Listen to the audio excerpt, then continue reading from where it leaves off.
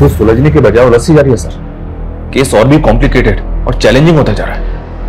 हर मुजरिम यही सोच के जुर्म करता है, बचता रहेगा, कभी पकड़ा नहीं जाएगा। और मासूमों की चीखें, उनका दर्द हमेशा इस कायनात में गूंजता रहता है जो चिता की आग में झुलसा दो। और सच की एक नियति है, वो हर कब्र से निकलकर, हर चिता से उठकर एक ना एक दिन सामने आता जरूर है। स्वाहा स्वाहा स्वाहा। अपने हथेली को काट के अपने खून की आहुति देना।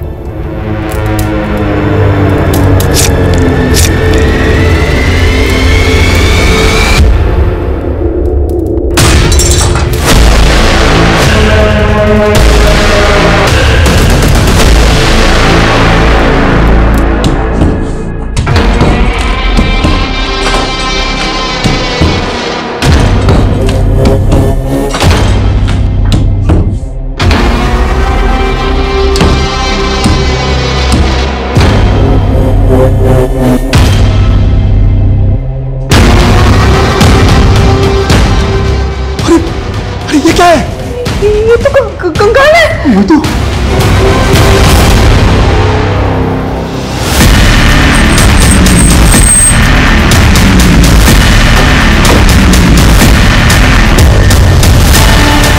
किसका कंकाल है ये? किसको मारकर गाड़ा है यहाँ पे? सर हमें कुछ नहीं मालूम, हमारा कोई लेना देना नहीं है इस कंकाल से। आपके घर की दीवार में कंकाल है और आप कह रहे हैं आपका कोई लेना देना नहीं है? सर हम इस घर में सिर्फ 2.5 साल से ही रह रहे हैं। हमने ये घर बना बनाया लिया था, क्या पता हमसे पहले रहने वालों ने लाश गाड़ रखी हो। हाँ सर, हम तो घर के रेनोवेशन के लिए ये दीवार तोड़ रहे थे। अगर हमने कुछ किया होता तो हम दीवार थोड़ी ना तोड़ते सर। आप दोनों के हाथ में चोट कैसे लगी? अपने हथेली को काट के अपने खून की आहुति देना। ये सब उस गुरुजी की उल्टी सीधी हरकतों की वजह से हुआ है। कौन गुरुजी? नवल किशोर शास्त्री। उनके कहने पर हमने ये दीवार तोड़ाई थी। अब कंकाल निकला तो भाग गए वो। शर्मा चलो।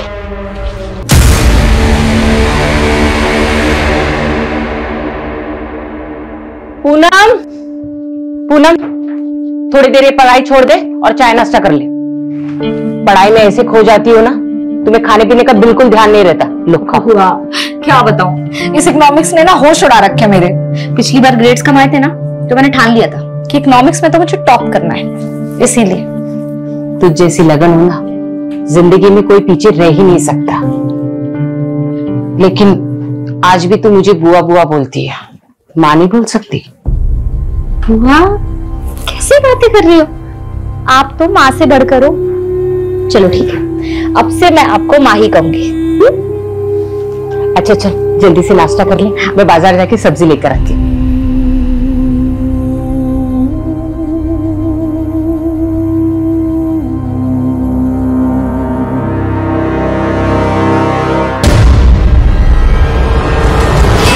क्या पूनम, बॉयफ्रेंड से बात हो रही थी? नहीं फूफा जी, बस ऐसे ही। क्या है ना कि मैं बहुत फ्रैंक हूँ। तेरी उम्र में लड़कियां जो है ना वो शादी से पहले ही फूफा जी मेरी मैं क्या बोल, ये मेरे साथ जबरदस्ती कर रहे थे।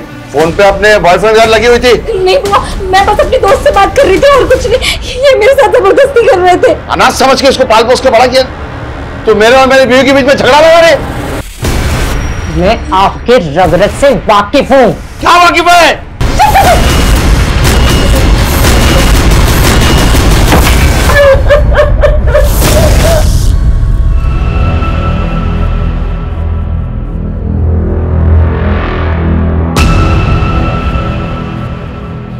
आप लोग इस घर में नहीं रह सकते। मैं घर सील करना होगा जब तक जांच पूरी नहीं होती। मेरा भाई यही नजदीक में रहता है, हम वहां चले जाएंगे। हमसे पूछे बिना आप दोनों मुरादाबाद से बाहर मत जाइएगा।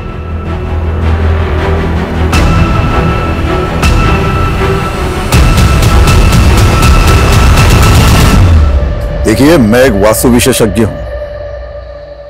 नीलू के घर की वो दीवार मुझे वास्तु के हिसाब से ठीक नहीं लगी, उचित नहीं थी इसलिए तुड़वा दी। अब उसमें कंकाल निकल आया, उसमें मेरा क्या दोष है? और इस दीवार को तुड़वाने के लिए जो आप लेबर लेकर गए थे, हमने सुना वो सब आपके चेले थे। बिल्कुल, हमारे चेले थे। नीलू और उसका पति भी आपके भक्त हैं, लेकिन अब वो सारा दोष आप ही भी मर रहे हैं। उनका कहना है कि आप पहले से जानते थे कि दीवार में कंकाल है।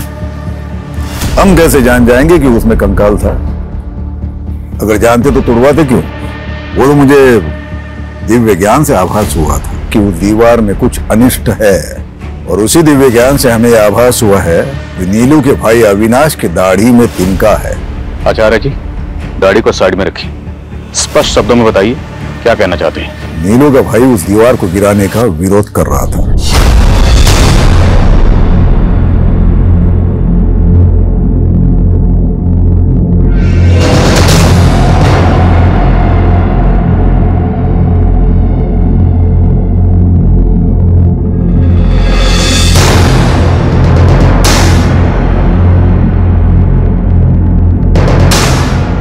दीदी ये सब क्या हो रहा है? दीवार में कुछ गड़बड़ है, कोई बाधा है इसमें। तोड़ दो इस दीवार। अरे बंद करो ये नाटक। ये क्या पागल बना रखा है मेरे दीदी और जीजा जी को? और दीदी, तुम क्यों इस पाखंडी के चक्कर में पड़ी हुई हो? ये तो अपनी दक्षिणा ले जाएगा, और इसके कहने पे तुमने तोड़फोड़ करवा दी ना, तो फालतू के खर्चे में आ जाओगी। ये लो, तुम्हारे भाई को हमारा अपमान करने के लिए बोला यहाँ पर। अरे चुप करिए आप। चुप कर अविनाश। अगर गुरुजी के खिलाफ एक शब्द भी बोला ना तो मुझसे बुरा कोई नहीं होगा। चुप। आपने भी कुछ हम उल्टे सीधे काम नहीं किए। हवन में नीलू और उसके पति को हाथ काटकर खून डालने के लिए कहा। क्या नौटंकी थी वो? नौटंकी नहीं है, पूजा की विधि है। अब बलि तो नहीं चढ़ा सकते, तो सांकेतिक रूप से उस पूजा को संपन्न किया। कोई गुनाह है? और अगर हमें आपके खिलाफ कुछ मिला तो आपके सारे दोष दूर कर दूंगा। हमसे पूछे बिना शहर से बाहर मत जाइए, उचित होगा।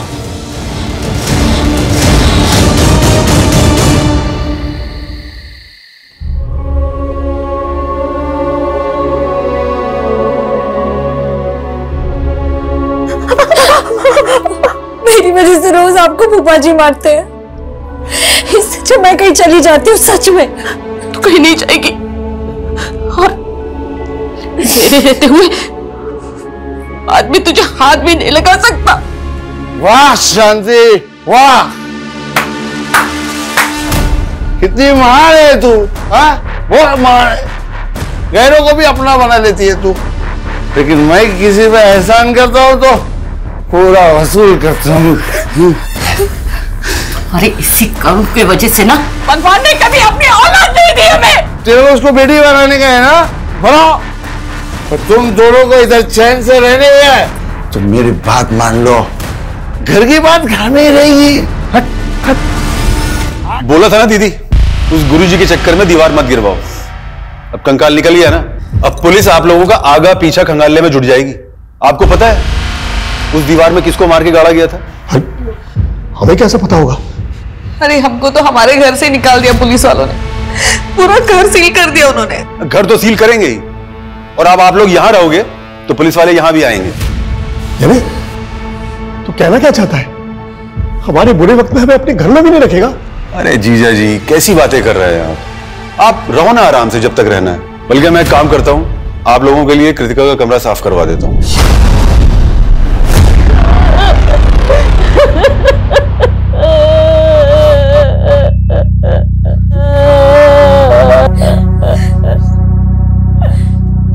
संभाल अपने आप को।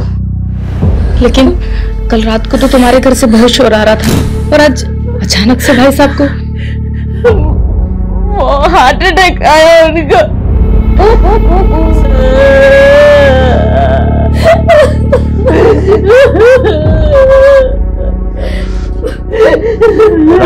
बात कर लिए, वो लोग आधे एक घंटे में डेथ सर्टिफिकेट बना के दे देंगे। चलिए अब अंतिम संस्कार की तैयारी करते हैं।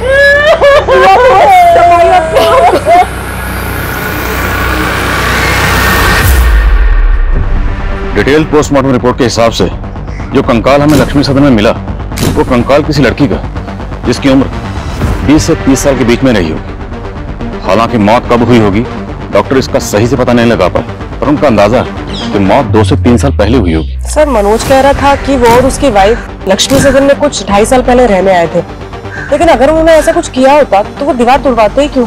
लेकिन वो बाबा नवल किशोर, उसकी बातें भी कम उल्टी पुल्टी नहीं, किसी को भी क्लीन चिट नहीं दे सकते। और ये भी पता करो कि लक्ष्मी सदन में मनोज और नीलू से पहले कौन रहता था। सर पता चला है कि नीलू के भाई अविनाश की बेटी पिछले 2.5 साल से गायब है। अविनाश की बेटी? ये लड़की अविनाश की सगी बेटी नहीं थी सर। अविनाश और उसकी बीवी ने कृतिका को गोद लिया था। अविनाश की बीवी तो काफी पहले गुजर गई थी, लेकिन 2.5 साल पहले तक कृतिका अविनाश के साथ ही रह रही थी। और सर लक्ष्मी सदन के कुछ नेबर्स के साथ भी बात की मैंने। एक नेबर ने बताया कि नीलू और मनोज 2.5 साल पहले घूमने के लिए आए थे। उस दौरान अविनाश का वहां काफी आना जाना था। और सर अविनाश ने अभी तक सबको यही कहा है कि उसकी बेटी कृतिका 2.5 साल पहले किसी लड़के के साथ भाग गई थी। तो क्या ये केस ऑनर किलिंग का केस है? और लक्ष्मी सदन की दीवार में हमें जो कंकाल मिला, क्या वो कंकाल अविनाश की बेटी कृतिका का है? कुछ भी बोले जा रहे हैं आप। अब जबरदस्ती उस कंकाल को कृतिका का बता रहे हैं। आप तो चाहते ही नहीं थे कि दीवार टूटे, क्योंकि दीवार टूटती कंकाल बाहर आता और आपका राज भी। अरे सर मेरी बेटी जिंदा है। कहां है कृतिका? यही तो मालूम नहीं है कि वो उसे बहकाकर ले कहां गया है। कौन, किसकी बात कर रहे हैं? समीर, यही पास के इलाके में अपनी चाची के साथ रहता था। वही मेरी बेटी को बहका रहा था।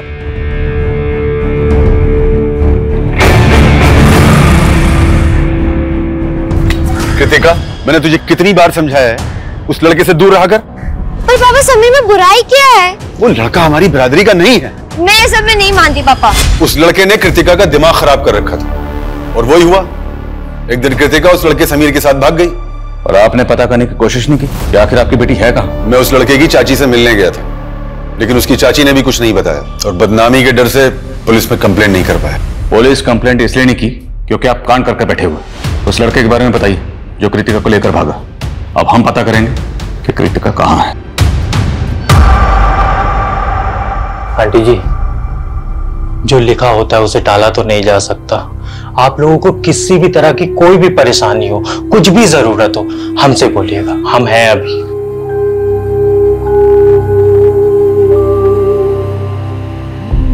मुझे अपनी परवाह नहीं है गणेश बेटा। मुझे तो बस पूनम की चिंता हो रही है। वो इस घर में अपने फूफा के साथ सुरक्षित नहीं थी। आंटी जी, आप एक काम करिए, आप हमारी शादी पूनम से करवा दीजिए। ये क्या बोल रहे हो गणेश? पूनम, हम जानते हैं तुम हमारी दूर की मौसी की बेटी हो, पर आंटी जी हमारी मम्मी भी तो यही चाहती थी कि हमारी और पूनम की शादी हो जाए। पूनम, हमारी मम्मी ना बुआ जी से बात भी करने वाली थी, पर उसके पहले ही उनका देहांत हो गया। गणेश, पर गणेश सही कह रहा है बेटा। देखो, तुम दोनों एक दूसरे को बचपन से जानते हो। मुझे ऐसा लगता है गणेश से बेहतर तुम्हारे लिए कोई लड़का हो ही नहीं सकता।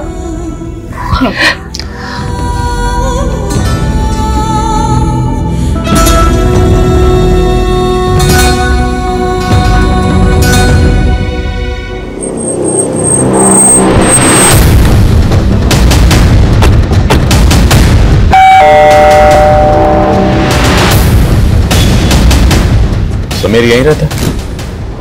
जी, वो मेरा भतीजा था। हमें पता चला कि समीर किसी कृतिका नाम की लड़की से प्यार करता है। उसी के बारे में बात करनी है आपसे। आओ बेटा, बैठे। समीर ने बताया मुझे तुम दोनों के बारे में। तुमने अपने पापा को समीर के बारे में बताया?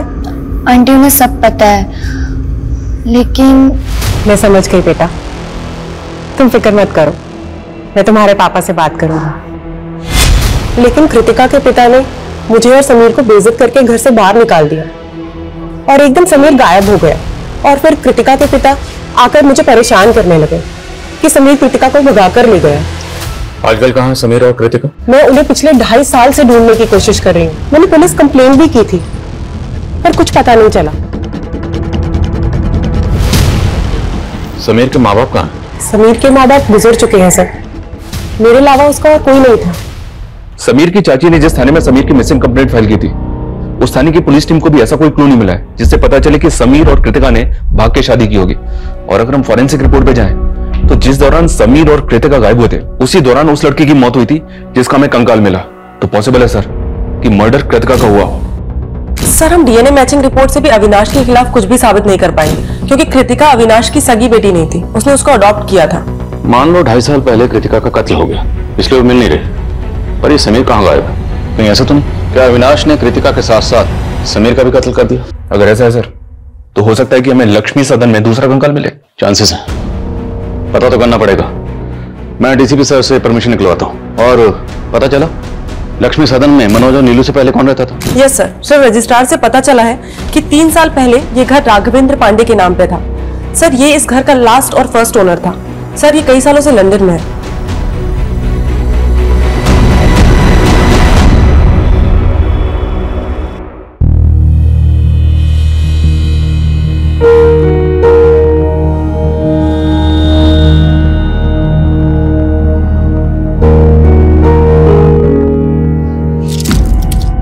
तुमने शराब पी रखी है? अरे वो हमारे दोस्तों ने थोड़ा लिटिल पिला दिया। तुमने मुझे पहले क्यों नहीं बताया कि तुम शराब पीते हो? अरे इसमें बताना क्या है, जमाना पीता है भाई। जमाना पीता हो चलेगा, लेकिन मुझे बिल्कुल पसंद नहीं है। तुम्हें मालूम है ना, इसी की वजह से फूफा जी ने मेरे साथ। अरे तो हमने तुमको बचा लिया ना तुम्हारे फूफा जी से। चलो अब हमारा मूड मत ऑफ करो, आज हमारी फर्स्ट नाइट है भाई। गणेश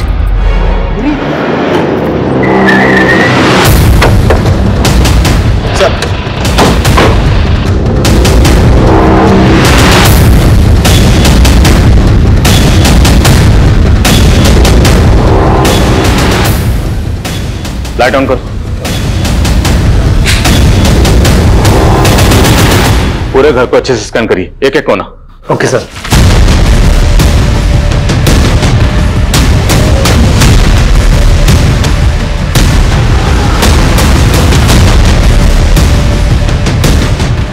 सर कुछ नेबर्स ने बताया 2.5 साल पहले इस घर में एक मेड काम करती थी, जो अचानक से गायब हो गई।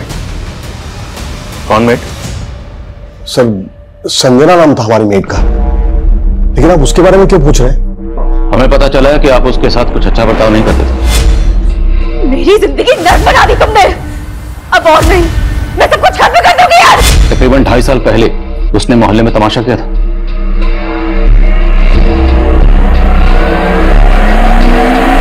मैंने आप लोगों से उधार क्या मांग लिया? नौकर बना कर रखोगे, मार मार कर जान कराओगे मुझसे। क्यों झूठ बोल रही हो संजना? हाँ, तो क्या जरूरत है इतना तमाशा करने की? देख संजना, तमाशा मत कर बेकार में। जो भी तुझे कहना है अंदर जाके कर। चल। एक नंबर की नौटंकीबाज औरत थी वो, तिल का तार बना के रखा था उसने। इसलिए आपने कंकाल बना दिया उसे? ये कैसी बातें कर रहे हैं आप सर? हमें पता चला कि उसके बाद से वो गायब है। लेकिन सर उसके बाद तो वो अचानक काम छोड़ के अपने गांव चली गई थी। तब तो गांव में मिलनी चाहिए। एड्रेस बोलिए गांव का। सर एड्रेस तो नहीं है हमारे पास। जिस एजेंसी के जरिए उसको काम पर रखा था, उस एजेंसी का एड्रेस तो होगा? नहीं सर, किसी एजेंसी के थ्रू हमने काम पर नहीं रखा था उसे। वो खुद ही घर आई थी काम मांगने के लिए। कहती थी मंजूरापुरा में कहीं रहती है, लेकिन वहां एग्जैक्टली कहाँ है ये हमें नहीं मालूम सर। ठीक, फोन नंबर बोलिए उसका। सर उसके पास फोन नहीं था।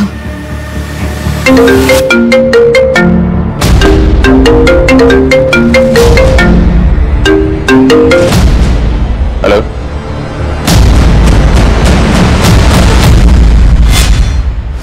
मेरी जिंदगी नर्क बना दी तुमने। अब और नहीं, मैं सब कुछ खत्म कर दूंगी यार। संजना क्या कर रही है तू ये?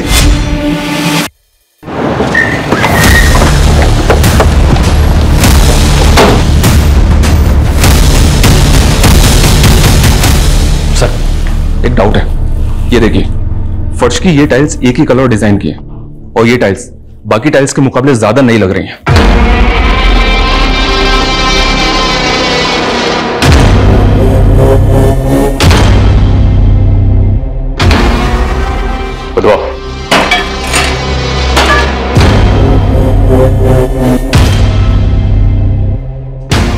एक मिनट विशाल, मिट्टी हटाओ।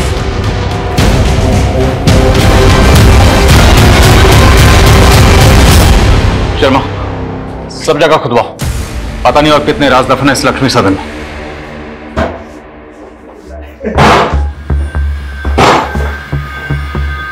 हमारी पत्नी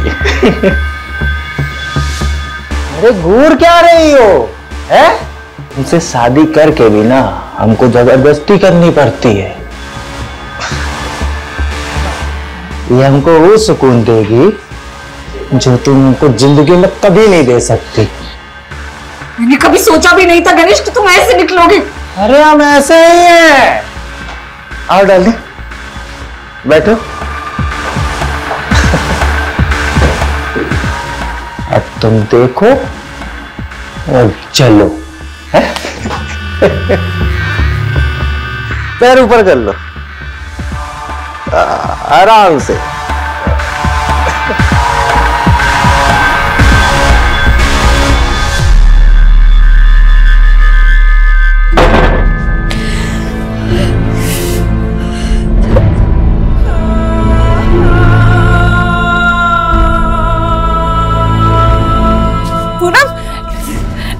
कैसी है तू? हाँ? अरे मैं यहीं से जा रही थी, मैंने सोचा तुझे और दामाद जी को। तू रो क्यों रही है? क्या हुआ? सर, ये कंकाल को एग्जामिन करने के बाद पता चला है कि ये कंकाल 18 इयर्स एंड अबव किसी लड़के का है सर। क्या? तो डॉक्टर, क्या लड़के की मौत भी उसी दौरान हुई होगी जिस दौरान लड़की की मौत हुई, जिसका कंकाल हमें लक्ष्मी सदन की दीवार में मिला? हो सकता है सर, मैं आपको डिटेल रिपोर्ट जल्दी सेंड करता हूं। ये चेन हमें कंकाल पे मिली थी। क्या समीर ऐसी चेन पहनता था? मैम, मुझे ठीक से याद नहीं आ रहा है, पर आप ये सब क्यों पूछ रही हैं? देखिए, हमें लगता है कि कृतिका के साथ साथ समीर का भी मर्डर हुआ। पहले आप उस पर कृतिका के मर्डर का इल्जाम लगा रहे थे, अब दूसरा कंकाल मिल गया तो समीर समीर कर रहे हैं। क्या सबूत है कि दोनों कंकाल समीर और कृतिका के हैं? अरे सबूत तो इस बात कभी नहीं मिले कि समीर और कृतिका जिंदा है। सर, मैं कह रहा हूं कि मैंने उन्हें नहीं मारा है। आप मेरा यकीन क्यों नहीं करते? हम यकीन नहीं करते, तोड़ाई करते हैं जब तक मुजरिम सच नहीं बोलता। अभी तक आपकी मेट संजना का कुछ पता नहीं चला, हम उसे ढूंढ ही रहे हैं और अब लक्ष्मी सदन में दूसरा कंकाल मिला। अब ये तो कहना मत कि आप लोग इस बारे में कुछ जानते ही नहीं। सर, हम सचमुच कुछ नहीं जानते। आप बेकार में हमें और अविनाश को परेशान कर रहे हैं सर। एक मिनट सर, आपने किचन में खुदाई की थी ना, और कंकाल भी आपको वही मिला ना? जी सर, अब तो मुझे पूरा यकीन है सर कि ये काम जरूर उन लोगों का है जो हमसे पहले वहां रहते थे, क्योंकि जब हम वो घर देखने गए थे तब हमने भी देखा था कि किचन की टाइल्स अलग अलग है, और हमने इसके बारे में एजेंट को भी बोला था। कौन एजेंट? शेखर यादव सर। राघवेंद्र पांडे ने उसी एजेंट को घर की चाबी दे रखी थी। ये देखिए सर,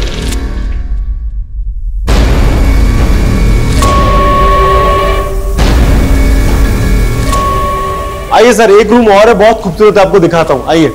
एक मिनट। क्या हुआ सर? ये फर्श तो बहुत अजीब ढंग से बनी हुई है, ना टाइल्स मैचिंग है ना ठीक से लगे हुए हैं। अरे सर, बहुत छोटी सी चीज है, डोंट वरी, सब हो जाएगा। आज एक मिनट, लेकिन डील फाइनल करने से पहले हमें ओनर से मिलना है। हाँ जी बिल्कुल, पर वो फिलहाल तो लंदन में सर। उनका ये कहना है कि एक बार जैसे ये डील लॉक हो जाती है तो रजिस्ट्रेशन के लिए इंडिया आ जाएंगे। सर, ओनर तो सिर्फ डॉक्यूमेंट साइन करने के लिए आया था सर, लेकिन उस वक्त लक्ष्मी सदन का करता धरता ये एजेंट शेखर यादव ही था। क्या सर, लक्ष्मी सदन में 2 कंकाल मिले हैं? ओ एजेंट, हमारे साथ ड्रामा मत कर।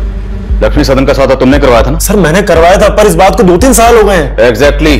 ये जो मर्डर हुआ है ना, वो भी 2-3 साल पहले ही हुए। उस घर के पहले मालिक राघवेंद्र पांडे ने जाने से पहले चाबी तेरे हवाले की थी। लक्ष्मी सदन की चाबी 24 घंटे तेरे पास रहती थी, और जहां किचन में कंकाल मिला है वहां की टाइल्स बदली गई, और मनोज और नीलू ने तुझे इस बारे में बताया भी था। नहीं सर, मुझे इस बारे में कुछ नहीं बताया था। सर, हो सकता है ये मनोज और नीलू ने टाइल्स बदल दी हो, या हो सकता है कि फर्स्ट ओनर और सेकंड ओनर ने ये सब कांड किए हो। फर्स्ट, सेकंड, थर्ड जितने भी ओनर सबको घसीटेंगे। तो ये बता, लक्ष्मी सदन में किसकी लाश गाड़कर राघवेंद्र पांडे लंदन भागा? सर, मुझे क्या मालूम। सर, मैं बस इतना बता सकता हूं कि ये राघवेंद्र पांडे एक अय्याश किस्म का आदमी था। उसने मुझे लंदन जाने से पहले करीब 3.5 साल पहले अपना घर बेचने के लिए कहा था। उसके बाद मैं जब भी उससे जाके मिलता था तो हमेशा नए लड़के लड़कियों के साथ रहता था। उस दौरान ये अकेला रहता था सर। अरे शेखर, कैसा है? मैं अच्छा हूँ सर, आप कैसे? बस बढ़िया, बैठना। नहीं सर, थैंक ड्रिंक। अरे नहीं सर, मैं ये कह रहा था, वो एक पार्टी से बात की थी आपके घर के लिए, तो 70 लाख रुपए बोल रहे हो। 85 लाख रुपए से 1 रुपया कम नहीं लूंगा। सर, उसके 2 दिन बाद ये मेरे ऑफिस आया और कहने लगा कि लक्ष्मी सदन 70 लाख में बिकवा दो। लेकिन सर, तब तक वो पार्टी दूसरी डील कर चुकी थी। उसके बाद उसने चाबियां दी और लंदन चला गया, बोला कि जल्द से जल्द बिकवा दो। बोलो शर्मा। सर, रसोई के दूसरे हिस्से में एक और कंकाल मिला है। तीसरा कंकाल? जी हाँ सर, देखते ही देखते double murder case triple murder में बदल गया सर। तुमसे बात करके ना मैं सब कुछ भूल जाती हूँ। मेरे सारे दुख, सारी परेशानियां सब एकदम से गायब हो जाते हैं। हम तुम्हारा हर दुख अपना बना लेंगे, बस एक बार हाँ कह दो। मुझे लगता है कि मैं तुमसे प्यार करने लगी हूँ। रिपोर्ट से साफ है कि पहला कंकाल 20 से 30 साल की लड़की का है, दूसरा 20 से 30 साल के लड़के का, और तीसरा 3 से 5 साल के बच्चे का। और इनके अलावा अभी तक और कोई कंकाल हमें नहीं मिला सर। अभी तक हमें ऐसा लग रहा था कि समीर और कृतिका का मर्डर हुआ होगा, लेकिन बच्चे का कंकाल मिलने के बाद ऐसा लग रहा है जैसे किसी कपल के साथ साथ उनके बच्चे का भी मर्डर हुआ होगा।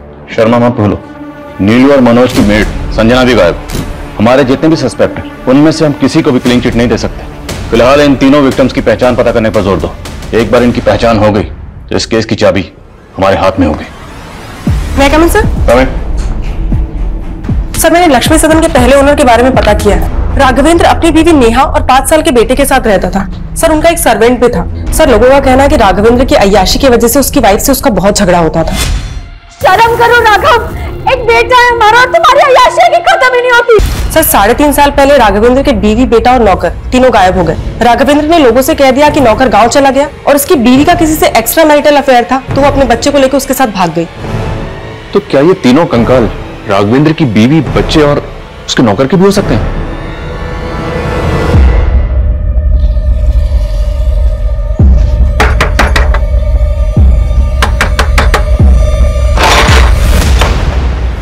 ठीक है राघवेंद्र जी, जरूरत पड़ी तो आपको फिर कॉल करूंगा। Thank you. इस राघवेंद्र को इंडिया बुलाना आसान नहीं होगा। कोर्ट से इसके प्रत्यर्पण की अर्जी हासिल करने के लिए हमें कोर्ट में अपनी दलीलें मजबूत करनी होगी। इस एजेंट शेखर को बुला, क्योंकि राघवेंद्र के लंदन जाने के बाद शेखर ने ही लक्ष्मी सदन में रेनोवेशन का काम करवाया था। सर, मैंने सिर्फ कॉन्ट्रैक्ट दिया था रेनोवेशन का, मैं तो उस वक्त वहां रहता भी नहीं था। सर, मुझे लगता है कि ये रेनोवेशन करने वालों ने ही कांड किया है। रेनोवेशन का कॉन्ट्रैक्ट किसे दिया था? सर, माला शर्मा। सर, हमने एकदम बेस्ट क्वालिटी का मटेरियल यूज किया है, ऐसे कैसे डैमेज हो गया? चिल्लाओ मत, हमने पूरी कमिटमेंट के साथ हमारा काम किया है। अब मेरी पेमेंट में से 1% भी काटा ना तो 100% वसूलूंगी, समझे? You don't know who I am. And Rohit, you कितनी बार कहा है तुमसे, अगर मटेरियल में मिलावट करो तो ऐसे करो कि किसी को पता ना चले।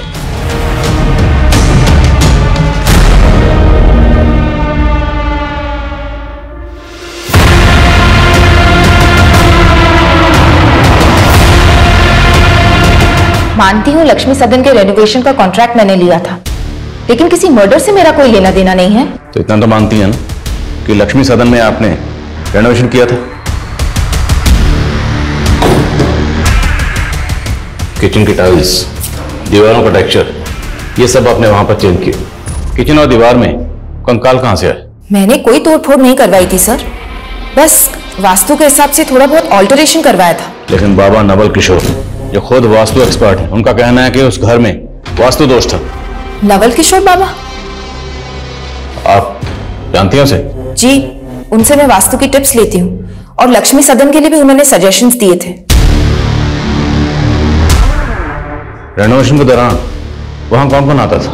मेरे वर्कर्स, मिस्त्री, कारपेंटर, पेंटर, उनके ठेकेदार के पास वहां की चाबी रहती थी।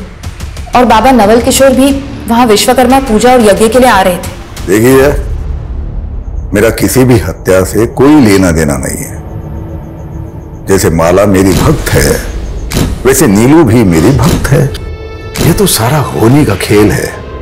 आचार्य जी, ज्ञान बांटना बंद करिए। अगर हमें बाद में पता चला ना कि आपने कुछ भी छुपाया था या झूठ बोला था, तो इतना याद रखना, यहां पर हम इस डंडे से ज्ञान बांटते हैं। सुनिए, ये पुलिस वाले हमारी मेड संजना का भी पता लगा लेंगे, ये तो मैंने सोचा ही नहीं था। अच्छा, तो ये तुम दोनों का कांड था? अपनी मेड को मार के घर में गाड़ दिया और पुलिस मेरे पीछे पड़ी हुई है। तो तू कौन सा कम है? 2.5 साल पहले हम जब 2 महीने के लिए घूमने गए थे, तभी तेरी बेटी और उसका वो लफंगा दोस्त, क्या नाम है उसका, दोनों गायब हो गए थे ना, तूने ही दोनों को मार के गाड़ दिया होगा। एक तो मैंने तुम दोनों को घर में रहने की जगह दी और मुझ पे ही चढ़ा रहे हो। चलो देख लो, चलो चलो, मैंने बहुत बड़ी गलती की। अविनाश, तुम्हें अपने घर में रहना नहीं चाहिए। अविनाश, जाओ यहाँ से। जिस वक्त लक्ष्मी सदन में रेनोवेशन का काम चल रहा था, उस वक्त बाबा नवल किशोर के अलावा माला के 3 ठेकेदारों के पास भी लक्ष्मी सदन की चाबी रहती थी। मिस्त्री राज, कारपेंटर योगेश और पेंटर मुन्ना, तीनों को हाजिर करो। सर।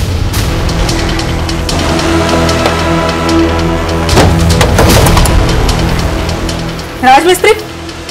हाँ मैडम। चल। अरे मैडम क्या हुआ? अरे चल।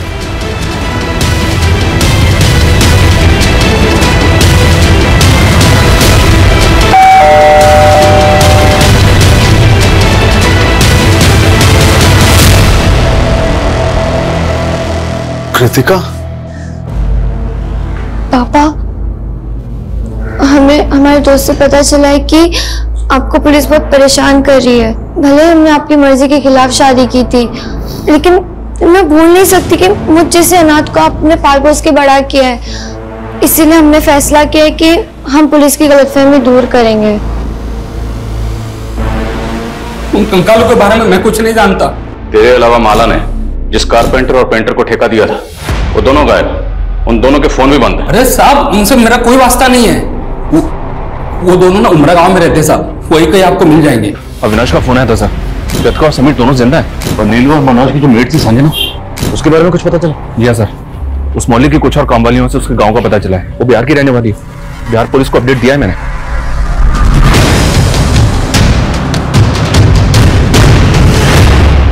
सर, मुझे पता चला कि आप लोगों ने मुझे इंडिया बुलाने के लिए कोर्ट से एक्सट्रेडिशन रिक्वेस्ट फाइल की है, और मैं नहीं चाहता कि इस वजह से मेरी यूके सिटीजनशिप में कोई खतरा पैदा हो। इसीलिए आपकी गलतफहमी दूर करने के लिए मैं खुद यहाँ चला आया। बहुत बहुत शुक्रिया जो आप इतनी दूर से हमारी गलतफहमी दूर करने के लिए खुद यहाँ तशरीफ लाए। अब ये बताइए कि आपकी बीवी, बेटा, नौकर गायब है, करेक्ट? लक्ष्मी सदन जहां आप पहले रहते थे, वहां से हमें 3 कंकाल मिले। सर, ये दीवार तो छत की लोड बेयरिंग दीवार थी। मतलब अगर इसको कोई तोड़ देगा तो छत कभी भी गिर सकती है, और अगर इसको तोड़कर किसी ने किसी को गाड़ा है तो मतलब वो कोई जानकार आर्किटेक्ट ही होगा। आपके एजेंट शेखर ने माला शर्मा नाम की आर्किटेक्ट को इसका कॉन्ट्रैक्ट दिया था, आप तो जानती होंगे। नहीं सर, मैं माला को तो नहीं जानता, और सर मेरा इन स्केलेटन से कोई लेना देना है नहीं। लेकिन आपका अपनी बीवी और बच्चे से तो लेना देना है ना? आपकी बीवी, बच्चा और नौकर कहाँ गए?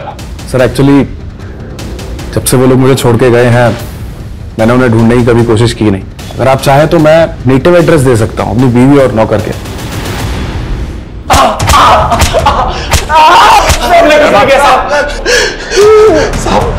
हमने कुछ नहीं किया साहब, हम तो मामूली से पेंटर और कारपेंटर हैं। तो गायब क्यों हुए थे? साहब, हमें काम नहीं मिला इसलिए हम गांव चले गए थे। अब जो पूछ रहा हूं उसका सच सच जवाब देना। तुम दोनों ने लक्ष्मी सदन में तकरीबन 25 दिन काम किया था ना? जी साहब, किया था। उस दौरान तुम लोगों को ऐसा कुछ लगा या ऐसा कोई शख्स वहां आया था जिस पर तुम लोगों को शक हो कि वो ये कांड कर सकता था? सर, हम तो शाम 7 बजे काम खत्म करके चले जाते थे, लेकिन एक दिन लेट हो गया तो हमने देखा कि माला मैडम अपने दोस्त के साथ आई थी। माला मैडम वहां आए दिन आती थी, अपने दोस्त के साथ ड्रिंक करती थी। साहब, इसके अलावा हमें कुछ नहीं पता। माला के एक दोस्त के बारे में पता करो, हो सकता है उसका अपना किसी दोस्त के साथ पंगा हो और ये माला इन मर्डर्स में शामिल हो। और ये भी चेक करो क्या माला की बैकग्राउंड में कोई ऐसा है जो गायब है, और माला के 3 ठेकेदार, उन सबकी बैकग्राउंड पता करो। सर, खबरी का कॉल है।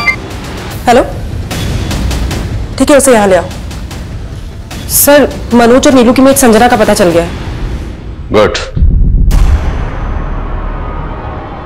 साहब, नीलू और मनोज जी बहुत टॉर्चर करते थे साहब। उनसे उधार के लिए लिया, गुलामी बना लिया था उन्होंने, इसलिए मैं तंग आकर खुद ही मरना चाहती थी।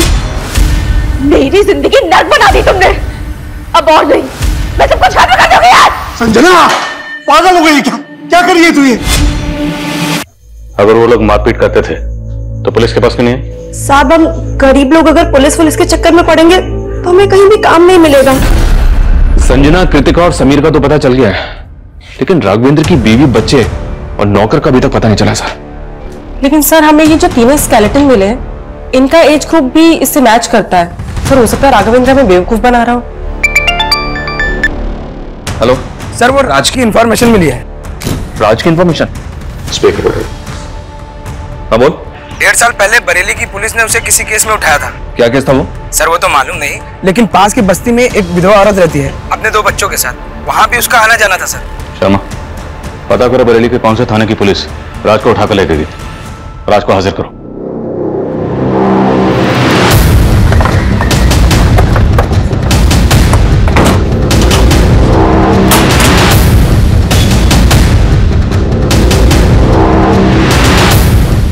number you are trying to call is currently switched off. Please try again. इस राज का तो फोन भी बंद आ रहा है। एक काम करो, इसका फोन ट्रेस करो, पता करो कि ये कहां भाग गया है। सर,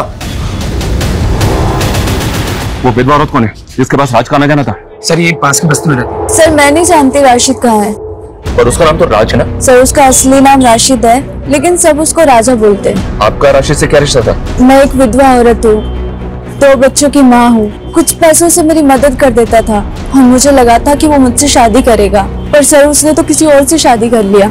किससे शादी कर? सर कोई थी बदचलन औरत। सर राशिद से शादी करके उसी के भाई से चक्कर चला के भाग गई। जी, 1.5 साल पहले एक सुसाइड केस के बारे में पूछताछ करने के लिए हमने राज को तलब किया था। किसके सुसाइड केस के बारे में? उस वक्त हमें एक मर्डर केस लग रहा था। शांति नाम की एक औरत अपने घर में लटकी मिली थी, लेकिन बाद में पता चला कि पूनम ने गणेश नाम के किसी आदमी से शादी की थी। सर पूनम तो हमको 8 साल पहले ही छोड़ के चली गई थी। हमने सुना तो उसको मारता पीटता था। एक बार तूने शांति को भी मारने की कोशिश की थी। नहीं सर, उस दिन हम पूनम के घर पूनम को वापस लेने के लिए गए थे, पर उसकी बुआ ने हमको बताया ही नहीं कि उन्होंने पूनम को कहाँ भेज दिया है। जब हमने पूनम का सोशल मीडिया खंगाला तो पता चला कि वो वहां पर राज से टच में थी। जब हमने राज से पूछताछ की तो उसने बताया कि उसकी और पूनम की शादी हुई थी, लेकिन पूनम राज के भाई शाहिद के साथ भाग गई थी। उसी वक्त इस केस की पोस्टमार्टम रिपोर्ट आ गई, जिससे कंफर्म हो गया कि ये एक सुसाइड ही था, तो हमने केस बंद कर दिया। तो आपको राज के भाई शाहिद और पूनम के बारे में कुछ पता नहीं चला वो कहाँ? जी नहीं, लेकिन हमें ये जरूर पता चला कि राज और पूनम का 3-4 साल का एक बेटा था और पूनम उसे भी अपने साथ ले गई थी। मुझे लगता है ये राज ही है जो तीनों कंकालों का रहस्य जानता है।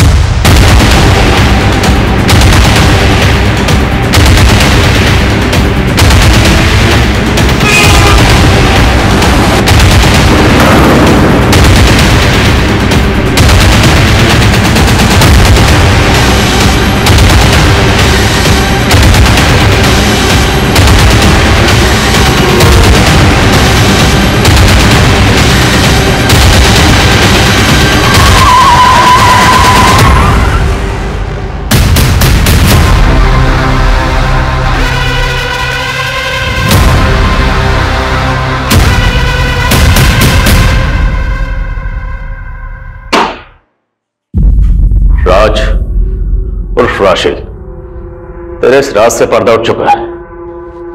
तेरा डीएनए 2 कंकालों से मैच हो चुका है। पहला कंकाल है तेरे भाई शाहिद का, और दूसरा तेरे बेटे का, और तीसरा पूनम का। सोशल मीडिया पर रिक्वेस्ट भेजी थी साहब मैंने उसको, उसने तुरंत एक्सेप्ट कर ली। फिर धीरे धीरे चैटिंग शुरू होने लगी, फिर मैं उसके दिल का राजा बन गया।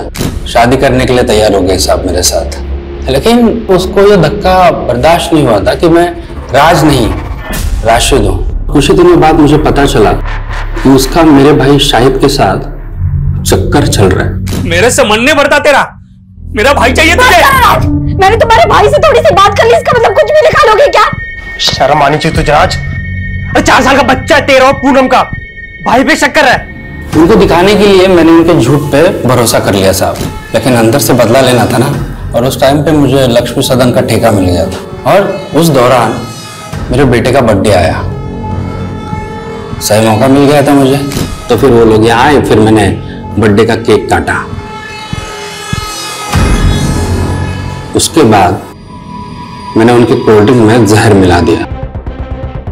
फिर मैं सबको बोला कि मेरी बीवी पूनम और मेरा बेटा शाहिद के साथ कहीं भाग गए हैं। और फिर एक बार मैं एक नए हमसफर की तलाश में जुट गया साहब। नया हमसफर? मतलब नया शिकार। शर्मा, आशिक का जनाजा जरा धूम से निकलना चाहिए। सर, राघवेंद्र की बीवी, बेटे और नौकर के बारे में पता चल गया। उसका नौकर तो गांव में है, लेकिन सर उसकी बीवी नेहा, सर वो किसी के साथ भागी नहीं है, बल्कि वो दिल्ली में टीचर की नौकरी करके अकेले अपने बेटे की परवरिश कर रही है। That's great। जब कोई औरत रिश्तों में धोखा खाने के बाद अपनी इज्जत, अपनी सेल्फ रिस्पेक्ट और अपने स्वाभिमान की परवाह करते हुए आगे बढ़ती है, पुरानी बातों को पीछे फेंक कर मूव ऑन करती है, तो वही फैसला उसके लिए सही होता।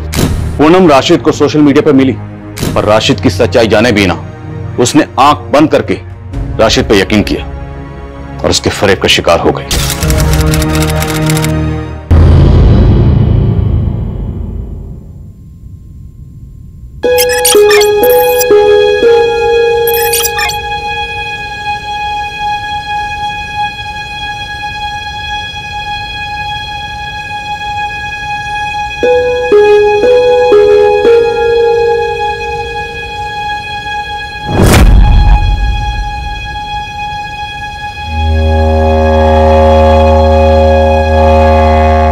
क्या देख रही हो?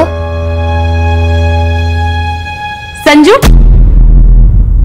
ये ले, तेरे फेवरेट कटलेट बनाया मैंने। Thank you aunty. आंटी आपको पता है मैं ना अभी बहुत बड़े स्कूल में जाने वाला हूँ।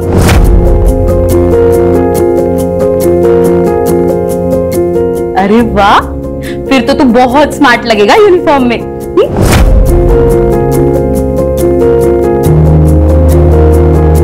ये ले, जा खा ले।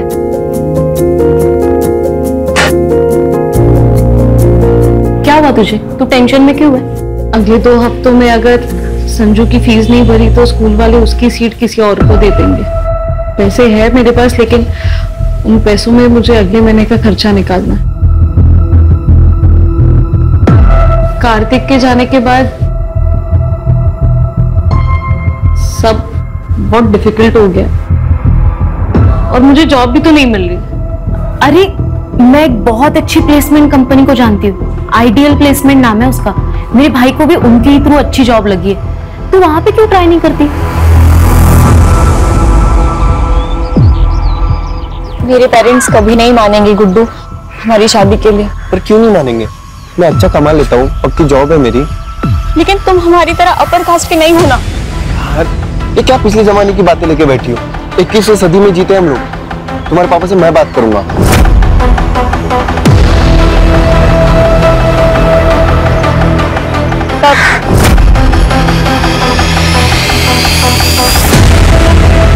जब भी हमारी मुलाकात हुई है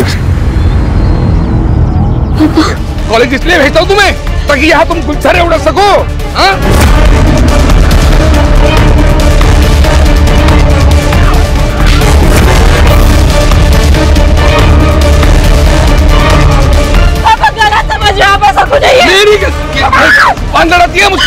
अंकल मैं रितिका को बहुत पसंद करता हूँ, तो उसको बहुत खुश रखूंगा। और किसी से भी शादी करने लायक नहीं रखूंगा तुम्हें। डाल घर चल। पापा आप ऐसा मत करिए।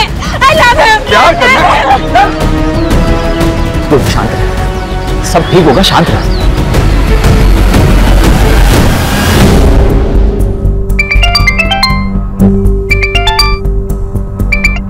Hello Puja.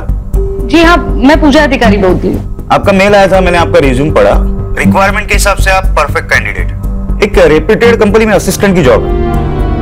Would you be interested?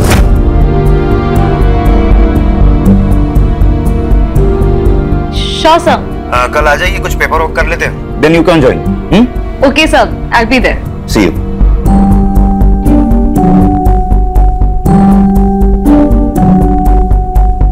बोल कर जी दुगना कमीशन दूंगा, लेकिन बेहतरीन लड़का ढूंढना रितिका के लिए, वो भी अपनी कास्ट का चाहिए। ऐसा ही होगा चंदर जी, चिंता मत कीजिए, मुझ पर छोड़ दीजिए। वैसे 2-4 लड़के हैं मेरे पास, मैं आपको जल्दी कवर करता हूं मैं। हाँ।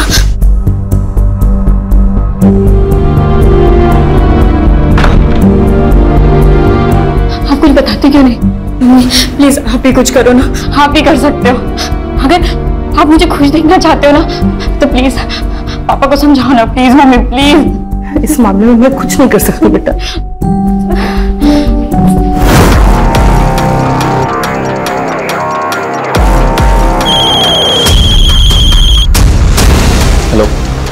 बात करें गुड्डू। देखो एक ही ऑप्शन, भाग चलते हैं। लेकिन हम जाएंगे कहाँ? और ये सब कैसे मैनेज होगा? कोई मूवी नहीं है, हमारी फ्यूचर की बात है गुड्डू। अगर मेरे फ्यूचर में तुम नहीं हो तो मेरी लाइफ का कोई मतलब ही नहीं है। रितिका, तुम अपना माइंड मेकअप कर लो कि करना क्या है, फिर मुझे कॉल करना।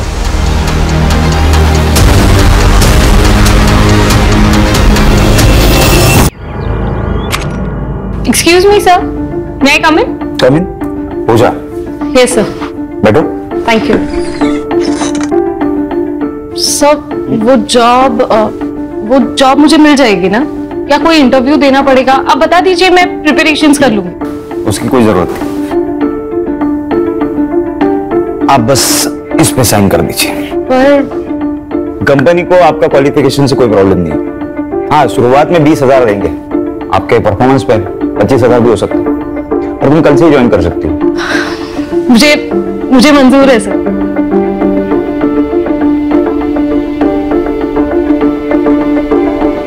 Thank you so much. अरे थैंक यू की क्या बात है, ये तो मेरा काम है।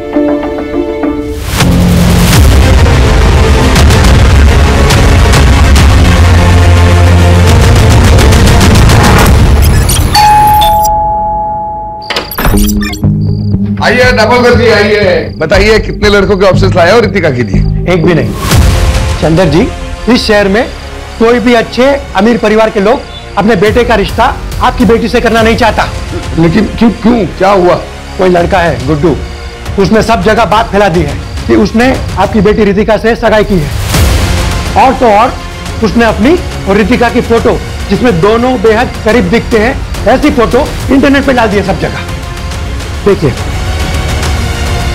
ये देखिए। चंदर जी, आजकल इंटरनेट की नजर से कुछ नहीं छिपता। हर कोई रिश्ता जोड़ने से पहले सोशल मीडिया में प्रोफाइल चेक करता है। ऐसे रिश्ते के चक्कर में मैंने अपना नाम खराब कर लिया। अब आज के बाद मुझे फोन मत कीजिएगा। सॉरी। ये सब किया जरा उसको सूखा है। अरे पूजा, आजा आजा। संजू देखो कौन आया है। हाय। अरे मम्मी, आप आ गई। आज पता है, हमारे पीटी की क्लास में ना हमने रेस लगाई और मैं सेकंड आया। अरे वाह, वेरी गुड। बाकी बातें घर जाके करते, ओके? और ये लो तुम्हारी फेवरेट चॉकलेट। मैं अंदर से बैग लेकर आता हूँ। पता है, संजू नए स्कूल में बहुत खुश है। पता है, दिन भर वो स्कूल की बातें करता रहता है। वैसे तुम्हारे चेहरे पे भी बहुत चमक है। क्या बात है, नई जॉब सूट कर गई ना तुम्हें? हाँ, अब लगता है सब कुछ ठीक हो जाएगा। ये सब तुम्हारे वजह से हुआ है। तुम अगर मुझे उस प्लेसमेंट एजेंसी के बारे में नहीं बताती, मेरे पास आज ये जॉब नहीं होती। और तुम संजू का कितना अच्छा ख्याल भी रखती हो। Thank you so much. अरे तू भी ना, क्या यार। चले तो बाय बोलो। Bye bye. चल ना बेटा, कुछ तो खाओ। नहीं अंकल, खाया मैंने, थैंक यू। अरे नहीं प्लीज। खाया मैंने अंकल, थैंक यू। लेकिन सच कहता हूँ, तुमसे अच्छा लड़का रितिका को मिल ही नहीं सकता। हाँ वाकई, हमारी रितिका बहुत किस्मत वाली है कि लड़का सामने से रिश्ता लेकर आया है।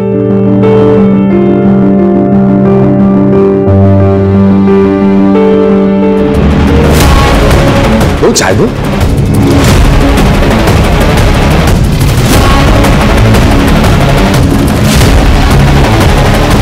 बैठो। अंकल जी, क्या मैं इनसे अकेले में बात कर सकता हूँ? अरे क्यों नहीं, प्लीज जाओ बेटा।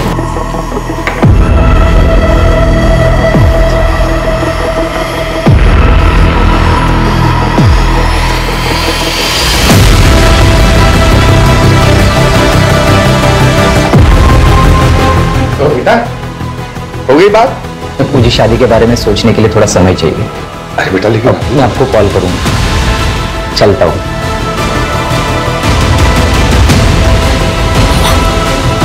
क्या बोला तुमने उसे? मैंने सच बोला कि मैं गुड्डू से प्यार करती हूँ और उसी से शादी करूंगी। Yes, coming. पूजा, अरे आओ, बैठो। कैसी हो? ठीक हूँ सर। कैसा चल रहा है काम? अच्छा चल रहा है। एक्चुअली मुझे मेरी पहली सैलरी मिल गई। अरे वाह, कांग्रेचुलेशंस। Thank you. और कॉन्ट्रैक्ट के हिसाब से मैं अपना पहला कमीशन देने आई थी। ये लीजिए। भूल जाओ। सर आप काम करते हो यहाँ पे, कमीशन नहीं लोगे तो आप फंस जाओगे। तुम्हारे ब्याज पे मैं पे कर दूं, चलेगा? और वैसे भी पैसों की जरूरत तुम्हें ज्यादा है। देखिए सर, ये जब तुम्हारे पास एक्स्ट्रा आ जाए तब लौटा देना, ठीक है? ओके। अच्छा, मैं ना आज काम से जरा जल्दी फ्री होने वाला हूँ, तो सोच रहा हूँ कहीं कॉफी पीने चले। चलेगा, लेकिन ट्रीट मेरी। जैसा आप कहे।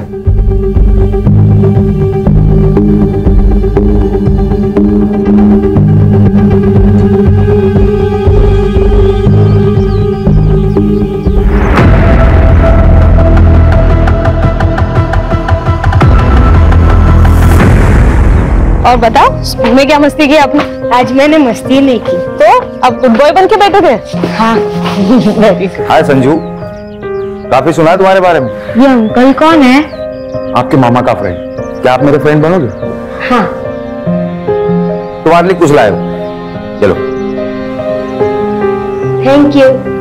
Most welcome. मम्मी मैं खेलने जाऊँ? लेकिन घर के नजदीक ही खेलना, हम अंदर है। Okay bye bye. संजीव आओ अंदर।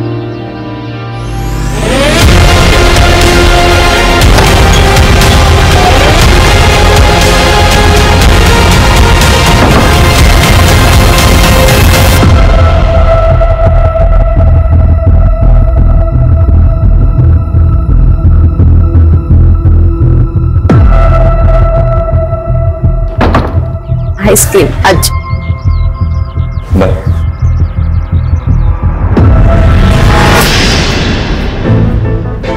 दीपक नाम है इसका, इंदौर में रहता है, घर का बहुत अच्छा है। लेकिन 38 साल का है ये। तो क्या हुआ? कुंवारा है।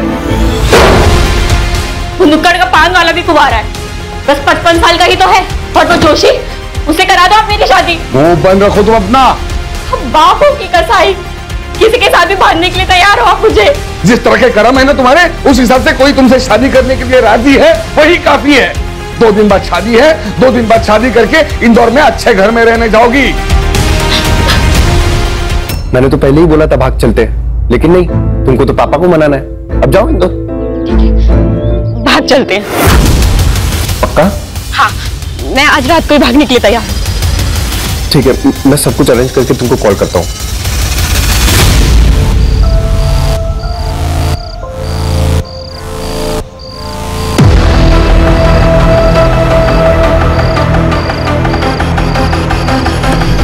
जा तो सही।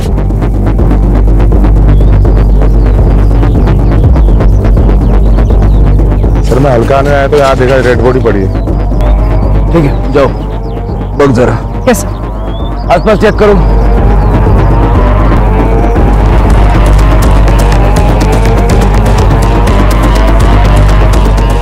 सर, बॉडी की कंडीशन देख के लगता है मर्डर 2 दिन पहले हुआ है। रेप या मोलेस्टेशन के कोई साइन नहीं है। आइडेंटिफिकेशन के लिए कुछ मिला? नहीं सर, बस इतना बता सकते हैं कि उम्र 20 से 30 साल के बीच में है, और बाकी चेहरे को तो बुरी तरह से कुचला गया है। सर आसपास भी कुछ नहीं मिला, लेकिन हम ढूंढ रहे हैं। बॉडी को पोस्टमार्टम के लिए भेज दो, और आसपास के पुलिस स्टेशन में मिसिंग कंप्लेंट्स चेक करो।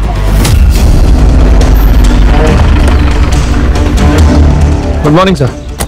सर, अंबाड़ पुलिस स्टेशन में एक आदमी ने अपनी बेटी की मिसिंग कंप्लेंट लिखी है। रितिका देशपांडे नाम, 23 साल की और 10 नवंबर से गायब है।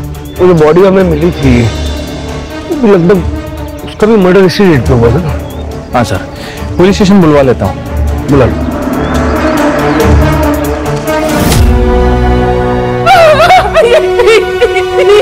तो रितिका का है।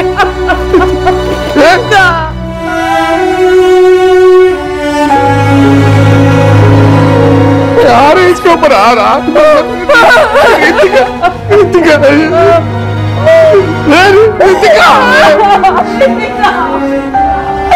रितिका।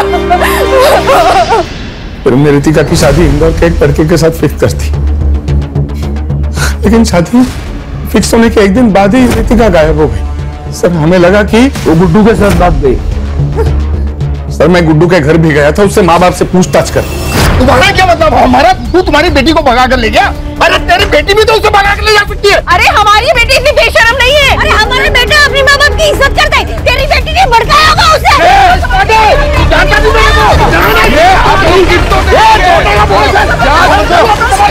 क्या तमाशा लगा के रखा है साहब? अरे साहब अच्छा हुआ आप आगे।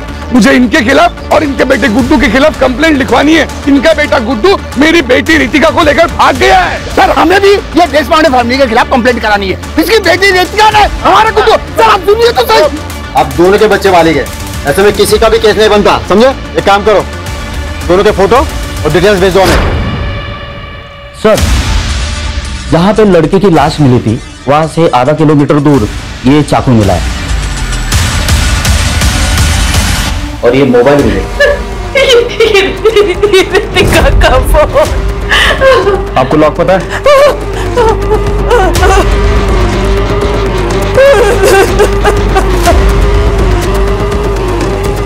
सर लास्ट कॉल गुड्डू को की गई थी 11:30 बजे और ये मैसेज भी है। ये मैसेज पढ़ के तो ऐसा लग रहा है कि आपकी बेटी अपनी मर्जी से गुड्डू के साथ गई थी। सर पूजा अधिकारी नाम है, उम्र 28 साल है, मिसिंग है सर। आपकी क्या लगती है? सर मेरी पड़ोसी है, वो विधवा है, उसका 6 साल का बेटा है सर, और उसके आगे पीछे कोई नहीं है सर, इसलिए मैं कंप्लेंट लिखवाने आई हूँ। ये पूजा करती क्या है? और आखिरी बार आपसे कब मिली?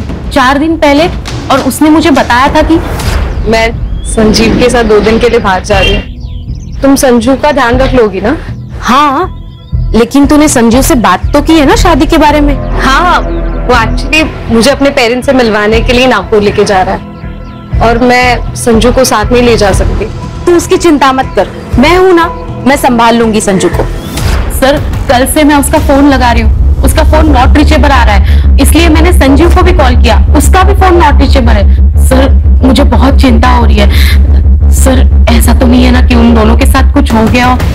ये संजू के पेरेंट्स नागपुर में कहाँ रहते हैं? पता नहीं सर मुझे। उन दोनों की कोई फोटो है आपके पास? पूजा की फोटो है सर मेरे पास। दीजिए। ये पूजा और संजीव दोनों के फोन नंबर भी दीजिए मुझे। सर ये किसकी फोटो है? अरे बॉडी मिली थी। सर एक बार दिखा सकते हैं?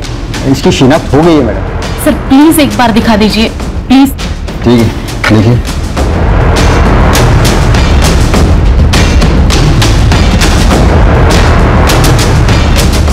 सर कुछ तो गड़बड़ है सर। क्या हुआ?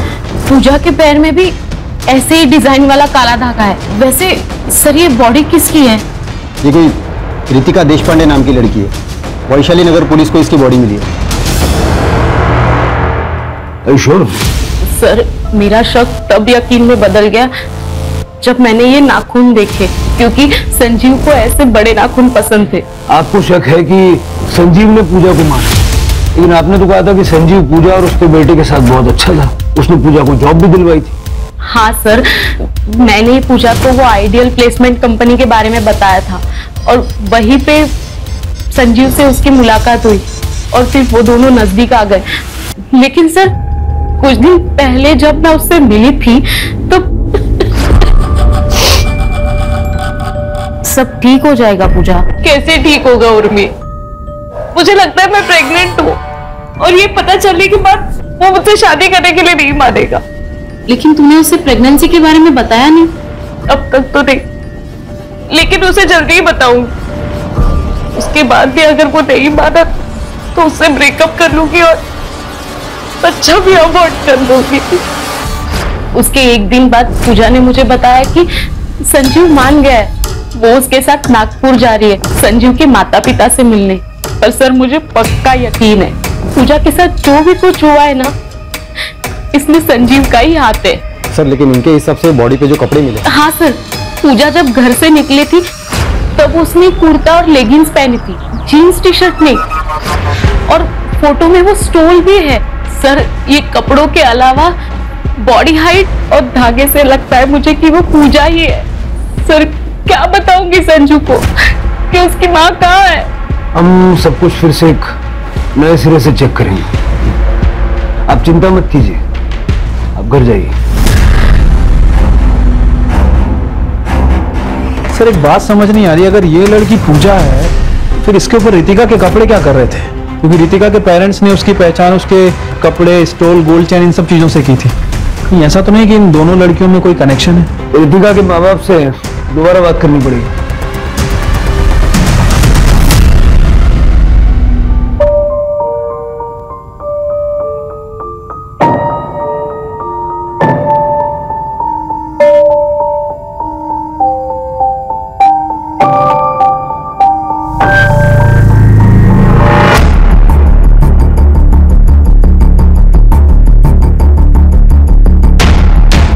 माफ कीजिए, ऐसे टाइम पर हमें आना पड़ा है। आपसे कुछ बात करनी है।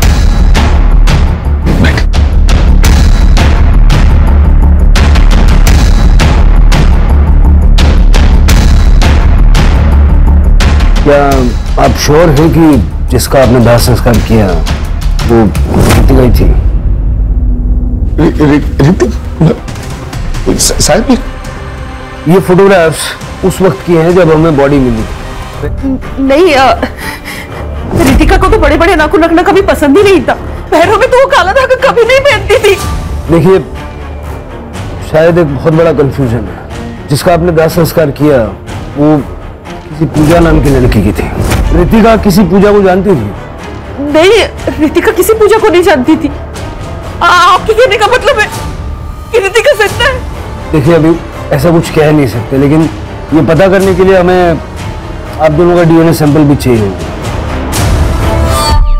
कदम, पूजा के बेटे संजू का डीएनए सैंपल लो और लैब भिजवाओ। ठीक है? आइडियल प्लेसमेंट जाके संजीव की सारी डिटेल निकालो और गुड्डू के माँ बाप पे नजर रखो, उनके कॉल्स मॉनिटर करो। अगर वो बॉडी रितिका की नहीं है तो रितिका डेफिनेटली गुड्डू के साथ है।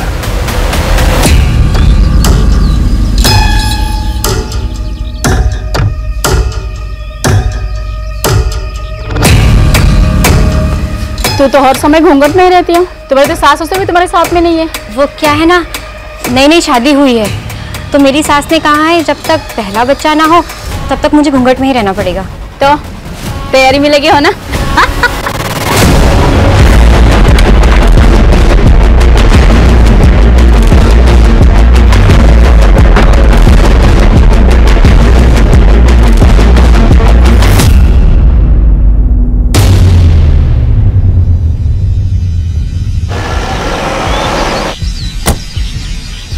सर, संजीव बोला तो एक हफ्ते से ऑफिस ही नहीं आए।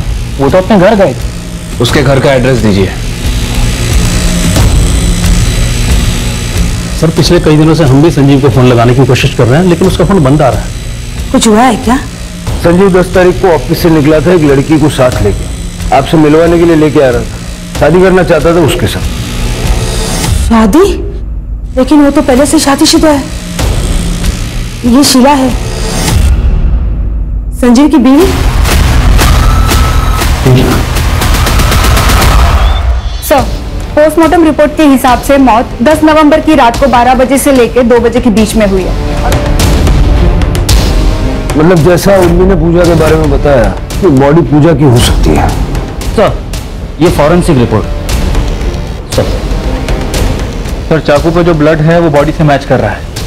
मतलब क्लियर है कि मर्डर वेपन चाकू ही है। चाकू पे फिंगरप्रिंट भी विजिबल है। ये जो चाकू पे फिंगरप्रिंट्स मिले हैं उनको संजीव के फिंगरप्रिंट से मैच करके देखो आधार कार्ड से। ठीक है सर। गुड्डू के फोन में कोई हलचल? फिलहाल तो नहीं सर, उसका फोन 10 नवंबर से बंद ही है। सर, और एक इंफॉर्मेशन मिली है, पूजा का फोन एक्टिवेट हो गया है सिन्नर में। चलो। तब मैं खेत में आ रहा था, तब मुझे ये फोन मिला। जब मैंने ऑन किया तो चालू हो गया। एग्जैक्टली कहाँ मिला था? यहाँ मिला था। आसपास जरा चेक करो। Yes sir.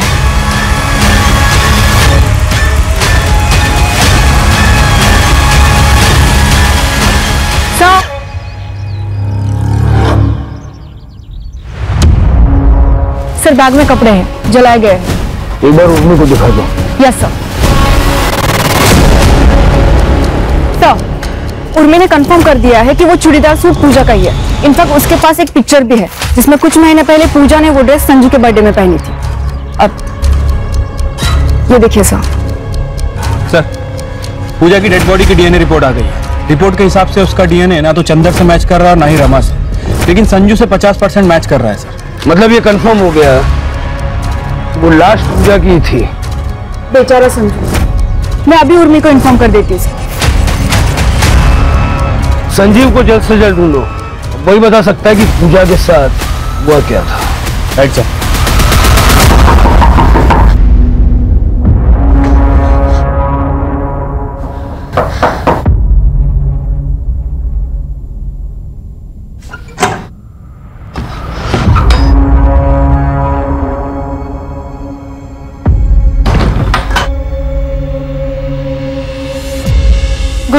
मैं ना मुंह छुपा छुपा के थक गई हूँ। अब इस घूंघट में ना घुटन हो रही है। तो तुम क्या चाहती हो? हम लोग पकड़े जाए? एक तो तुम्हारे बाप ने मुझ पर किडनैपिंग का केस फाइल किया है, पुलिस कुत्तों की तरह ढूंढ रही है मुझे। हम शादी क्यों नहीं कर लेते? हम एडल्ट्स हो चुके हैं और हमें कोई रोक भी नहीं पाएगा शादी करने से। गुड्डू शादी कर लेते। अरे क्या शादी शादी शादी यार, हम लोग शादीशुदा की तरह रह रहे हैं ना। शादी शादी शादी। गुड्डू अब तुम मुझे डरा रहे हो। हम जब से घर से भागे हैं ना, तुम अजीब तरीके से बिहेव करने लगे हो। सर, ये कंफर्म हो गया है, चाकू पे जो फिंगरप्रिंट्स मिले हैं वो संजीव के ही है। सर, एक कमाल की खबर हाथ लगी है। ये गुड्डू आइडल प्लेसमेंट में काम करता है, लेकिन 10 नवंबर से गायब है। और गुड्डू और संजीव बचपन के दोस्त हैं। संजीव के कॉल रिकॉर्ड से पता चला है कि दोनों आपस में लगातार टच में थे और 9 और 10 नवंबर को दोनों ने बहुत कॉल एक्सचेंज किए हैं। अब सारी पजल के टुकड़े अपनी जगह पे सही फिट बैठ गए। इतना तो क्लियर है कि संजीव और गुड्डू ने मिलके ये सारा प्लान बनाया। संजीव को रितिका पसंद थी और उसने पूजा से दोस्ती सिर्फ इसलिए की क्योंकि वो रितिका जैसी दिखती थी। बाद में उसने पूजा को मार दिया, उसे रितिका के कपड़े पहनाए और उन कपड़ों पर भी चाकू से स्टैब किया और चेहरा कुचल दिया ताकि चेहरा पहचानने में ना आए और हमें लगे कि रितिका मारी गई है। और इस तरह से गुड्डू और रितिका को लोग ढूंढना ही बंद कर देना। इसका मतलब रितिका भी इस क्राइम में शामिल है? बिल्कुल हो सकता है, तभी तो रितिका के कपड़े पूजा की बॉडी पर पहुंचे। मतलब अगर हम संजीव को पकड़ लें तो रितिका और गुड्डू भी हाथ आ सकते हैं। सर, एक और डेड बॉडी मिली है। सर, ये संजीव ही है। सर, स्टैबिंग है और बॉडी की कंडीशन देख के लगता है लगभग 1 हफ्ते पहले मौत हुई है। शायद इसको भी उसी दिन मारा गया है, फिर पूजा को मारा गया। लेकिन संजीव और पूजा को मार कौन सकता है सर? गुड्डू।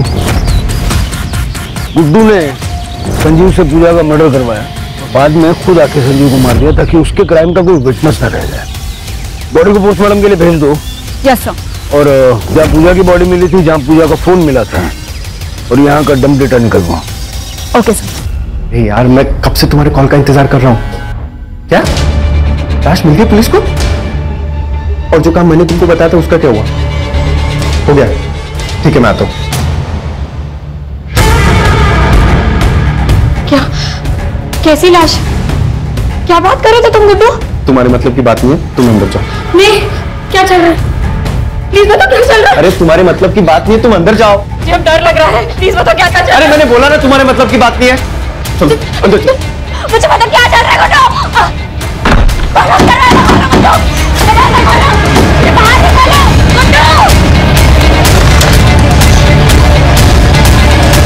भैया सुनो ना, एक मिनट जरा। भैया क्या मैं आपका फोन यूज कर सकती हूँ? बात करनी।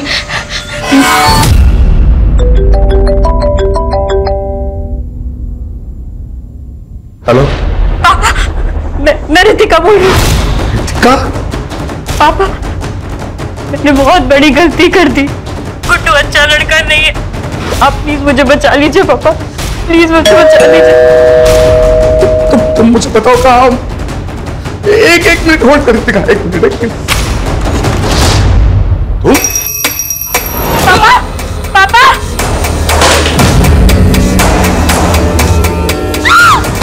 मम्मी, पापा, क्यों नहीं आ रही है? मम्मी, क्या हुआ?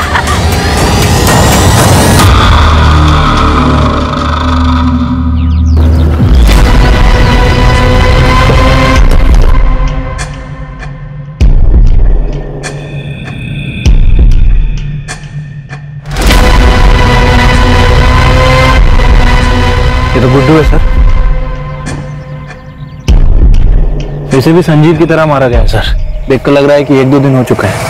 आसपास देखो जरा। सर, अजीब बात है, हम लोग अब तक ये सोच रहे थे कि ये सब गुड्डू ने किया है, तो गुड्डू को भी किसी ने मारा है।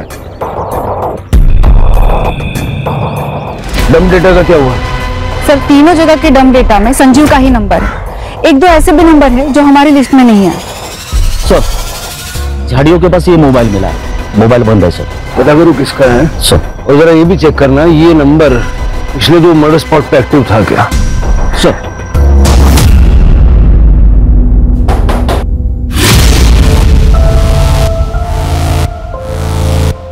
जी?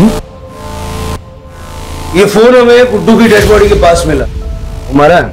वैसे ये फोन संजीव और पूजा के मर्डर लोकेशन पे भी एक्टिव था।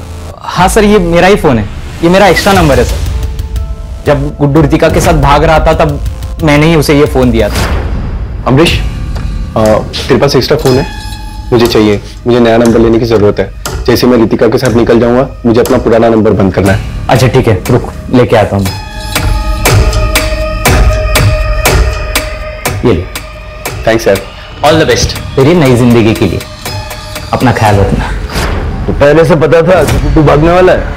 हाँ सर, मैं भी बहुत हर्ट हो गया था ये सुनकर, लेकिन मेरी किस्मत पर मुझे पूरा भरोसा है। अगर रितिका मेरी किस्मत में लिखी होगी ना तो मुझे जरूर मिलेगी, इसलिए मैंने उसकी हेल्प की। लेकिन अब गुड्डू तो मर चुका है और रितिका का कुछ पता नहीं। तुम्हें अंदाजा है रितिका कहाँ होगी?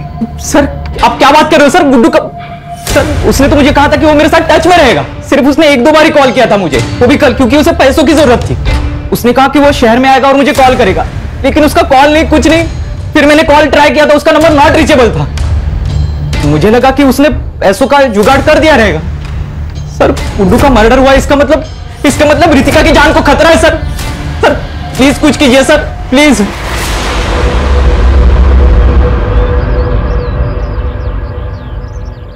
ये अमरीश पे कड़ी नजर रखो, गुड्डू के टच में था। सर एक बहुत इंटरेस्टिंग चीज पता चली है। रितिका के पापा को कल एक अननोन नंबर से कॉल आया था। इससे पहले उनको इस नंबर से कभी कॉल नहीं आया। कॉल कुछ ही मिनट तक हुई है, लेकिन सर उसके बाद से रितिका के मम्मी और पापा का दोनों का फोन स्विच ऑफ आ रहा है। सर स्ट्रेंज बात तो ये है, जिस अननोन नंबर से उनको कॉल आया था वो नंबर भी स्विच ऑफ आ रहा है। चल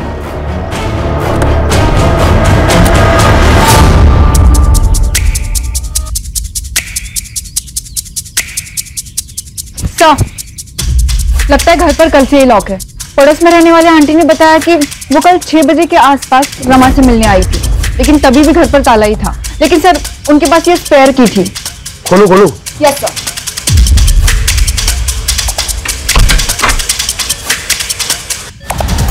यहाँ बहुत कुछ हुआ है। पिछले 48 घंटे का यहाँ का डंप डेटा निकल। सर देश पांडे का फोन बंद होने से पहले उसके घर में एक ही फोन था जो एक्टिव था, अमरीश का। हमने उसको फोन को ट्रैकिंग पे डाल रखा है सर। इस समय उसकी फोन की लोकेशन साईं बाबा नगर में और स्टेगनेंट है। चलो जादव पाटिल।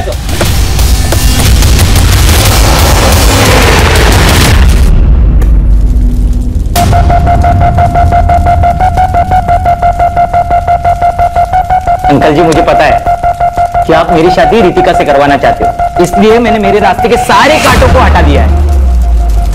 मेरी दुल्हनिया, वाह वाह क्या लग रहे हो तुम। आ जाओ आ जाओ आ जाओ आ जाओ आ जाओ। बैठो।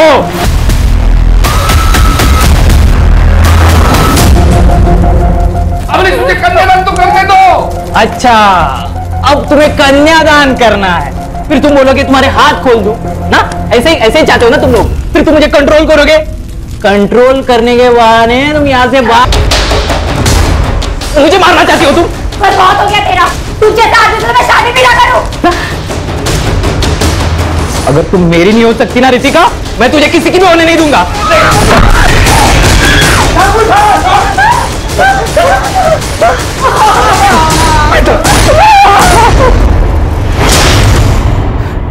मुझे पता था गुड्डू और संजीव दोनों एक दूसरे के करीबी दोस्त थे। मुझे एहसास हुआ कि इन दोनों के बीच में ना कुछ तो खिचड़ी पक रही है। खास करके तब जब रितिका ने गुड्डू के साथ भागने के एक दिन पहले मुझसे कहा कि उसने प्लान बनाया। मैंने कहा प्लान? ठीक उसी के बाद गुड्डू मुझसे मेरा फोन मांगने के लिए आया था। नहीं। अरे हो जाएगा रे, हो जाएगा। मुझे कल से बहुत अलर्ट रहने की जरूरत है। प्लान बहुत भयंकर है, गलती नहीं कर सकता। तेरी ड्रिंकिंग कैपेसिटी मुझे पता है, एंड आई एम श्योर तेरा प्लान भी ब्रिलियंट होगा। हाँ। एक पूजा नाम की लड़की है, बिल्कुल रितिका जैसी दिखती है। वो संजू है ना, वो उसको मार देगा और रितिका के कपड़े पूजा को पहना देंगे, और मैं इधर ये रितिका को कुछ ऐसे कपड़े पहना दूंगा कि कोई उसको पहचान नहीं पाएगा, और संजू उसका पूरा चेहरा खराब कर देगा, कोई उसको पहचान ही नहीं पाएगा। फिर संजू उसका चेहरा इतना खराब कर देगा कि कोई उसकी पहचान नहीं कर पाएगा। अच्छा, ताकि सबको लगे कि रितिका मर चुकी है। वाह यार, क्या बढ़िया प्लान बनाया तूने। अब जैसी ये खबर आएगी बाहर कि रितिका मर गई तो उसको कौन मिलेगा, फिर हम लोग चैन से रहेंगे। चीयर्स। मुझे तो सारा प्लान मालूम था, मेरे लिए सारी चीजें आसान थी। मैं वही गया जहां पूजा संजू से मिलने वाली थी।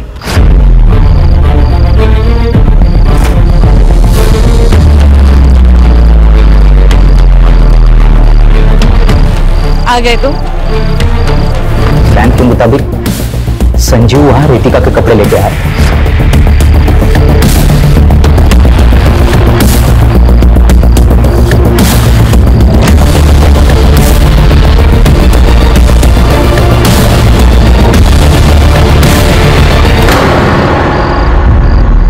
तो एक दी मैंने गुड्डू को एक सुझाव दिया। मैंने उससे कहा कि जब तक ये सारा मामला ठीक नहीं हो जाता ना, तब तक तुम मेरे अंकल के खाली घर में रह सकते हो।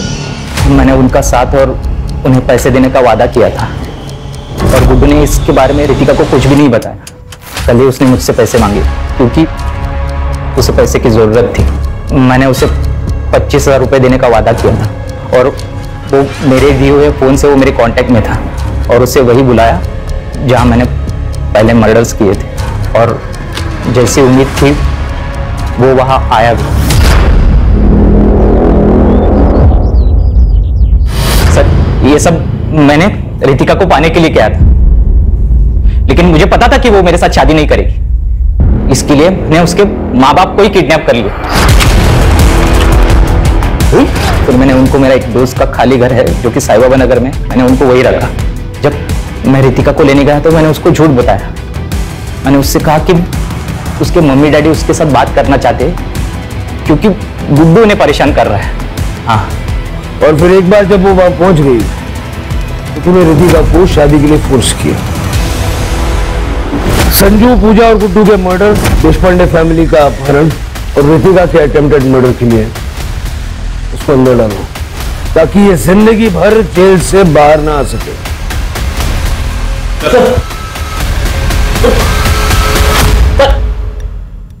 सर, मैंने रितिका को पूछा कि उसने अपने पेरेंट्स को कैसे कांटेक्ट किया, तो उसने बताया कि उसने खिड़की से बाहर किसी की मदद मांग के उसका फोन लेकर अपने पेरेंट्स को कांटेक्ट किया। लेकिन वो नंबर भी बाद में बंद ही आ रहा था ना। हाँ सर, मेरी उससे बात हुई, उसने कहा कि उसका फोन पानी में गिर गया था। शिरके, किस ख्याल में खोए हो? सर, मैं उस बेचारी पूजा के बारे में सोच रहा हूँ। उसे बेवजह अपनी जान गंवानी पड़ी। संजू अनाथ हो गया, संजीव की पत्नी विधवा हो गई, और कामले ने अपना एक लौता बेटा खो दिया। सर, आपको नहीं लगता कि ये सारे मर्डर्स अवॉइड किए जा सकते थे अगर चंदर गुड्डू के लिए मान जाता तो? इसे पता क्या होता, हो सकता है अमरीश कोई और क्रेजी आइडिया लेके आ जाता। सर, आज के जमाने में भी लोग जात पात इन सब चीजों को मानते हैं। लोग अपनी सोच को बदलने के लिए तैयार ही नहीं है। शिरके, ऐसा है कि हम जुर्म से लड़ सकते हैं, लोगों की मान्यताओं से नहीं। क्राइम पेट्रोल के ऐसे ही मजेदार एपिसोड्स देखने के लिए हमारे चैनल को सब्सक्राइब करें